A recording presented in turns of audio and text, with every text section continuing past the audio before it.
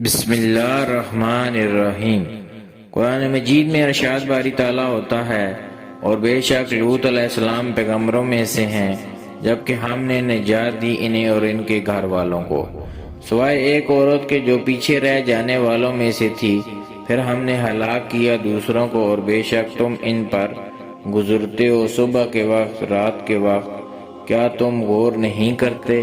حضرت لوط علیہ السلام نے جب اپنی قوم کو اللہ عز و جل وحدہ لا شریک کی طرف دعوت دی اور انہیں ان کی بری حرکات سے روکا، تو انہوں نے آپ علیہ السلام کا انکار کیا اور ایمان نہ لائے۔ ان ظالموں میں سے ایک بھی راہ راست پر نہ آیا اور اپنے حال میں مست رہا۔ ان لوگوں نے ارادہ کیا کہ وہ حضرت لوط علیہ السلام کو اپنے درمیان سے نکال دیں۔ اسی وجہ سے انہوں نے کہا کہ لوط علیہ السلام اور اس کے گھر والوں کو اس شہر سے نکال دو، یہ پاکی چاہتے ہیں۔ یہ لوگ برائی کے کاموں میں اس حد تک مشغول ہو گئے کہ حضرت لوط علیہ السلام خود ہی مارے شرمندگی کے یہ شہر چھوڑ جائیں۔ یہ لوگ آپ علیہ السلام کے بارے میں نازیبا الفاظ استعمال کرتے، اور ایسا وہ حسد کی وجہ سے کرتے تھے۔ اللہ عز و جل نے حضرت لوط علیہ السلام اور ان کے اہل و عیال کو ماں سوائے ان کی ایک بیوی کے بحفاظت وہاں سے نکال دیا۔ حضرت لوط علیہ السلام جب اس شہر سے باہر چلے گئے تو اللہ عز و جل نے اس شہر کو بدبودار چھپڑ بنا دیا، جو حقیقت میں ان پر بھڑکتی ہوئی آگ، جھلسا دینے والی گرمی اور کھارا پانی تھا۔ یہ سب صرف اسی وجہ سے تھا کہ حضرت لوط علیہ السلام نے انہیں اس گناہ سے دور رہنے کی نصیحت کی، جو اس سے قبل بنی آدم میں کسی نے نہ کیا تھا۔ یہی وجہ ہے کہ اللہ عز و جل نے انہیں رہتی دنیا تک کے لیے عبرت کا نشان بنا دیا۔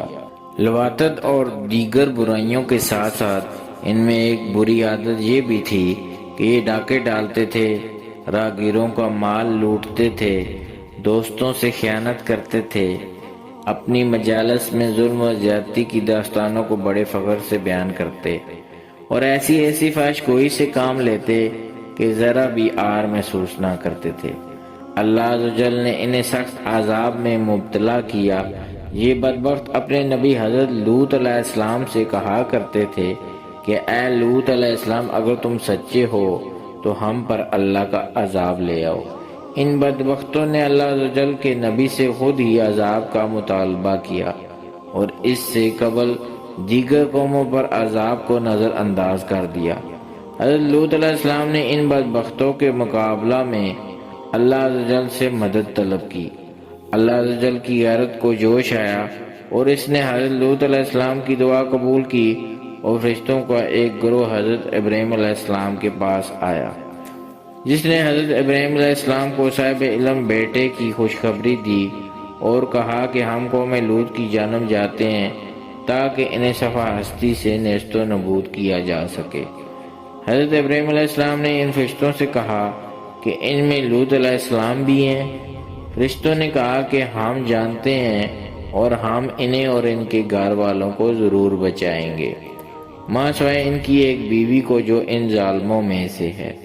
پھر جب حضرت ابراہیم علیہ السلام کا خوف ان فرشتوں کے معاملہ میں جاتا رہا اور ان کے آنے کا مقصد معلوم ہوا، تو آپ علیہ السلام نے اللہ عز و جل سے شکوہ کیا، کیونکہ آپ علیہ السلام چاہتے تھے کہ لوگ سر تسلیم خم کر کے صراط مستقیم پر گامزن ہو جائیں، یہ لوگ برائی کے راستے کو چھوڑ دیں اور صحیح معنوں میں مسلمان بن جائیں۔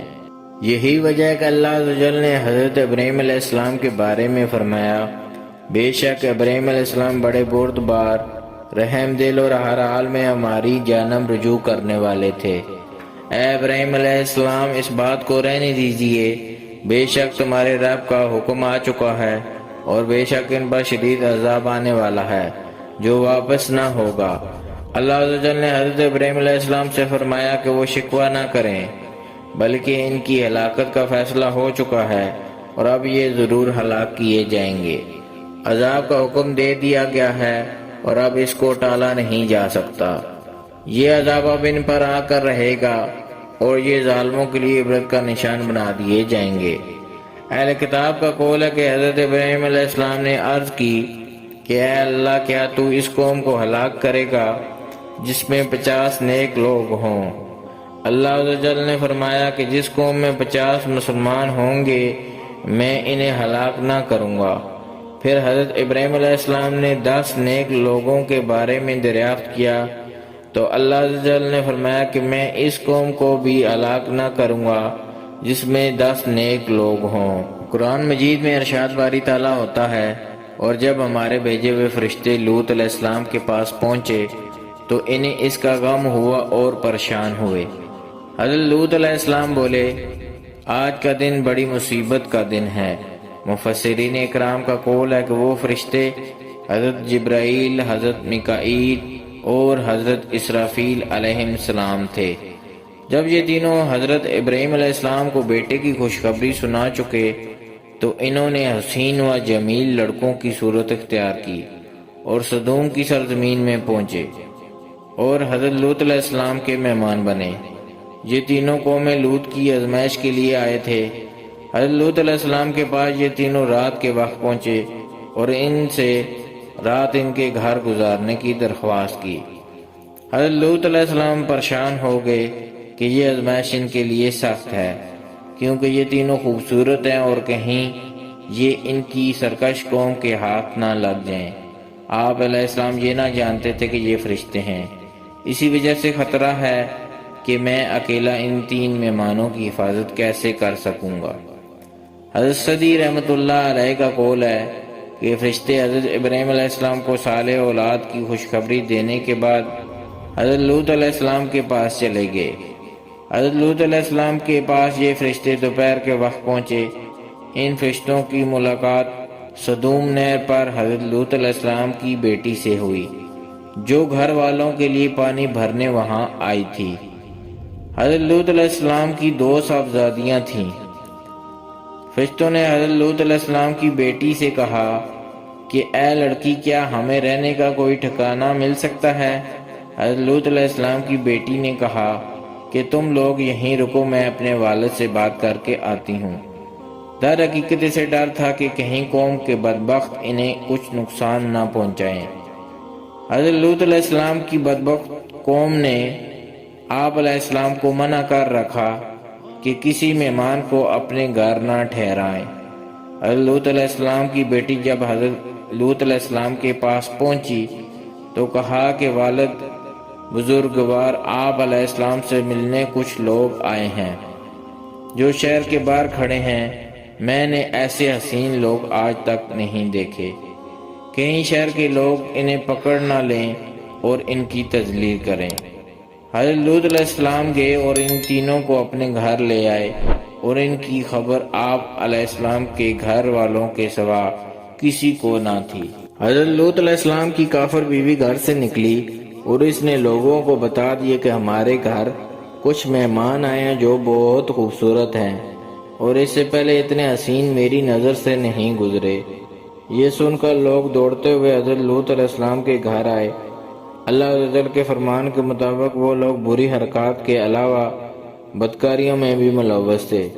جب ان لوگوں نے حضرت لوط علیہ السلام سے ان کے بارے میں دریافت کیا تو آپ علیہ السلام نے فرمایا کہ یہ میری قوم کی بیٹیاں ہیں اور تمہارے لیے پاک و حلال ہے۔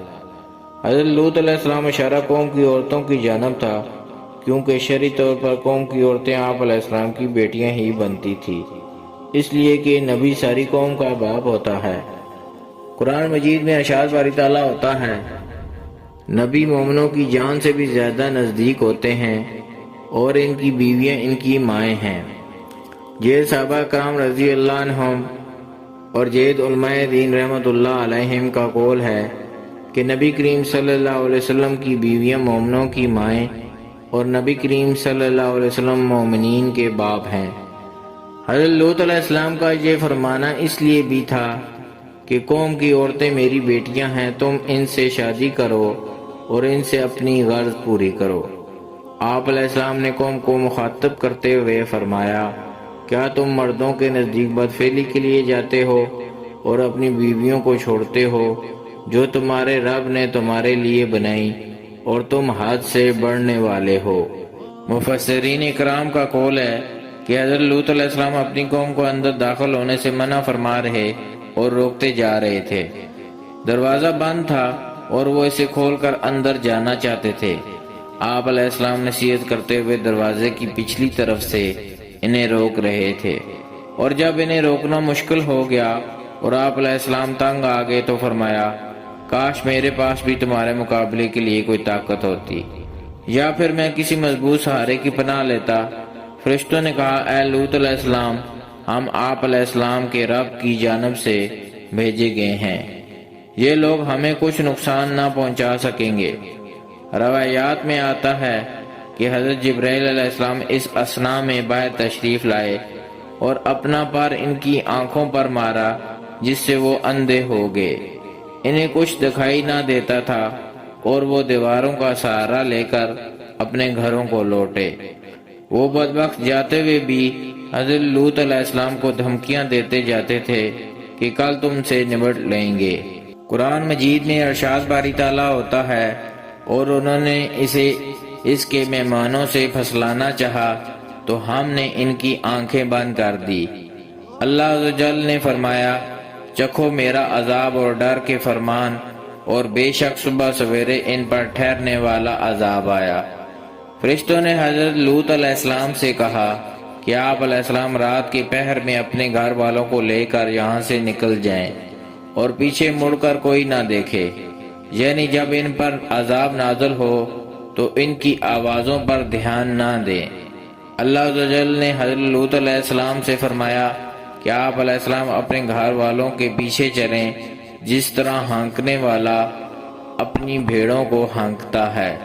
فرشتوں نے حضرت لوط علیہ السلام کو خبر دی کہ ان پر عذاب کا مقررہ وقت صبح کا ہے اور صبح قریب ہے۔ حضرت لوط علیہ السلام اپنے گھر والوں کو رات کے پچھلے پہر لے کر نکلے۔ آپ علیہ السلام کی دونوں بیٹیاں آپ علیہ السلام کے ہمراہ تھی۔ ایک قول یہ بھی ہے کہ آپ علیہ السلام کی بیوی بھی آپ علیہ السلام کے ہمراہ تھی۔ حضرت لوط علیہ السلام جب اپنی بیٹیوں کو لے کر جس وقت شہر کی حدود سے باہر پہنچے، اس وقت صبح صادق کا وقت تھا۔ سورج طلوع ہوا اور اس کے ساتھ ہی اللہ عز و جل کا عذاب بھی شروع ہو گیا، جو روکا نہیں جا سکتا تھا۔ اہل کتاب کا قول ہے کہ فرشتوں نے حضرت لوط علیہ السلام سے کہا کہ آپ علیہ السلام نزدیکی پہاڑ پر چلے جائیں، لیکن آپ علیہ السلام کو پہاڑ کی چوٹی پر چڑھنا دشوار لگا۔ آپ علیہ السلام نے فرشتوں سے کہا کہ مجھے نزدیکی شہر میں جانے دیں۔ فرشتوں نے کہا کہ ٹھیک ہے، ہم آپ علیہ السلام کے پہنچنے کا انتظار کریں گے۔ پھر جب آپ علیہ السلام نزدیکی شہر پہنچ گئے تو سورج کی کرنیں نمودار ہوئی اور ساتھ ہی عذاب الہی کا بھی نزول ہوا۔ قرآن مجید میں ارشاد باری تعالیٰ ہوتا ہے، پھر جب آن پہنچا ہمارا اللہ کا حکم تو ہم نے کر دیا انہیں اوپر سے نیچے، یعنی بستی الٹ دی اور اس پر پتھر برسائے آگ میں پکے ہوئے۔ آپ صلی اللہ علیہ وسلم کے رب کی جانب سے اور ظالموں سے کچھ دور نہیں وہ بستی۔ مفسرین اکرام نے اس فرمان الہی کی تفسیر میں بیان کیا ہے کہ حضرت جبرائیل علیہ السلام نے اپنے پر کے ایک کنارے سے اس شہر کی بنیادوں کو اکھاڑ دیا۔ یہ شہر 7 بستیوں پر مشتمل تھا۔ ایک قول کے مطابق 400 لوگ اور ایک قول کے مطابق 4000 لوگ رہائش پذیر تھے۔ ان کے جانور، مکان اور زمینیں سب تباہ و برباد ہو گئیں۔ حضرت جبرائیل علیہ السلام نے ان سب کو اٹھایا اور آسمان پر لے گئے، یہاں تک کہ فرشتوں نے مرغوں کی اذان اور کتوں کا بھونکنا سنا۔ پھر اس شہر کو کفار پر الٹا دیا گیا اور اوپر کی زمین نیچے ہو گئی۔ حضرت مجاہد رحمۃ اللہ علیہ کا قول ہے کہ سب سے پہلے جن لوگوں پر زمین کو الٹایا گیا وہ شہر کے رئیس تھے۔ ان پر پتھر برسائے گئے جو موسلادھار بارش کی طرح ان پر برستے تھے۔ ہر پتھر پر اس شخص کا نام درج تھا جو اس پر آ کر گرتا تھا اور اسے ہلاک کر دیتا تھا۔ اللہ عز و جل نے قرآن مجید میں اس بارے میں فرمایا، جن پر رب کی حدود سے تجاوز کرنے کے نشان تھے۔ نیز ارشاد باری تعالیٰ ہوتا ہے، اور ہم نے ان پر برسائی پتھروں کی بارش، پس بڑی تباہ کن تھی وہ پتھروں کی بارش ان پر جنہیں ڈرایا گیا۔ نیز فرمایا، اور الٹنے والی بستی کو نیچے گرایا تو اس پر چھایا جو کچھ چھایا، یعنی حضرت جبرائیل علیہ السلام نے سب کچھ الٹ دیا اور اسے اوندا کر دیا۔ نچلا حصہ اوپر کر دیا اور ان پر سخت قسم کے پتھروں کی بارش کر دی جو لگاتار برستی رہی، اور ہر کنکر پر اسی کا نام لکھا ہوا تھا جس پر اسے گرنا تھا، خواہ وہ اس شہر میں موجود تھے یا غائب۔ حضرت لوط علیہ السلام کی بیوی قوم کے ساتھ ٹھہر گئی، اور یہ بھی روایت ہے کہ اپنے شوہر اور بیٹیوں کے ساتھ چلی، لیکن جب اس نے زوردار چنگاڑ سنی اور شہر کے گرنے کی آواز سنی تو اس نے اپنی قوم کی طرف دیکھا، پھر شروع سے لے کر اس وقت تک اپنے رب کی مخالفت کی اور کہا، ہائے میری قوم! تو اس پر بھی ایک پتھر گرا جس نے اس کا بھیجا نکال دیا اور اسے اپنی قوم کے ساتھ ملا دیا، کیونکہ وہ انہی کے دین پر تھی۔ اسی نے حضرت لوط علیہ السلام کے پاس آئے مہمانوں کے بارے میں قوم کو بتایا تھا۔ قرآن مجید میں ارشاد باری تعالیٰ ہوتا ہے، اللہ مثال دیتا ہے کافروں کے لیے نوح علیہ السلام کی بیوی اور لوط علیہ السلام کی بیوی کی۔ وہ ہمارے بندوں میں سے دو نیک بندوں کے نکاح میں تھی، پھر ان دونوں نے خیانت کی، بس وہ دونوں اللہ کے مقابلہ میں ان کی کوئی مدد نہ کر سکے، اور ان دونوں کافر بیویوں کو حکم ہوا کہ تم دونوں بھی داخل ہو دوزخ میں داخل ہونے والوں کے ساتھ۔ یعنی دونوں نے نبیوں کے دین میں خیانت کی اور ان کی اطاعت نہ کی۔ اللہ عز و جل کے اس فرمان کا یہ مطلب ہرگز نہیں کہ وہ دونوں بدکار تھی، اور اللہ عز و جل کسی بدکار عورت کو کسی نبی کا مقدر نہیں بناتا۔ حضرت عبداللہ بن عباس رضی اللہ عنہما کا قول ہے کہ کسی بھی نبی کی بیوی نے بدکاری نہیں کی، جس کا قول اس کے خلاف ہے وہ بڑی غلطی میں ہے۔ اللہ عز و جل نے واقعہ افق میں ام المومنین حضرت سیدہ عائشہ صدیقہ رضی اللہ عنہما کے بارے میں اہل افق نے جو الزام تراشیاں کی تھیں ان کی سرزنش کی اور فرمایا، نقل کرتے تھے اس کو اپنی زبانوں سے اور کہا کرتے تھے اپنے منہ سے، ایسی بات جس کا تمہیں علم نہیں تھا، خیال کرتے تھے کہ یہ معمولی بات ہے، حالانکہ اللہ کے نزدیک یہ بڑی بات ہے، اور ایسا کوئی نہ ہوا کہ یہ کہہ دیا ہوتا کہ ہمیں حق نہیں کہ ہم گفتگو کریں اس کے متعلق۔ اے اللہ تو پاک ہے، یہ بہتان بہت بڑا ہے۔ یعنی اللہ عز و جل کی ذات کو یہ زیب نہیں دیتا کہ وہ کسی بدکار کو نبی کی بیوی بنائے۔ اللہ عز و جل نے قوم لوط کی اس بستی کو عبرت کا نشان بنا دیا۔ اس بستی میں اتنی حدت پیدا ہو گئی کہ نہ تو اس کے علاقے سے کچھ فائدہ اٹھایا جا سکتا ہے اور نہ ہی اس کے ارد گرد کے علاقوں کو قابل کاشت بنایا جا سکتا ہے۔ یہ احکام الہی کی خلاف ورزی کرنے والوں، انبیاء کرام علیہ السلام کو جھٹلانے والوں اور اپنی نفسانی خواہشات کی پیروی کرنے والوں کے لیے جائے عبرت ہے، اور اللہ عز و جل کے ان بندوں جو اس کے حکم پر سر جھکاتے ہیں اور خلاف ورزی نہیں کرتے، ان پر رحمت کی دلیل ہے، اور انہیں ہر قسم کی ہلاکت سے محفوظ رکھا جاتا ہے۔ جیسا کہ اللہ عز و جل نے فرمایا، بے شک اس میں بھی نشانی ہے، اور ان میں سے اکثر لوگ ایمان لانے والے نہ تھے، اور بے شک اے محبوب صلی اللہ علیہ وسلم، آپ صلی اللہ علیہ وسلم کا رب ہی عزت والا اور مہربان ہے۔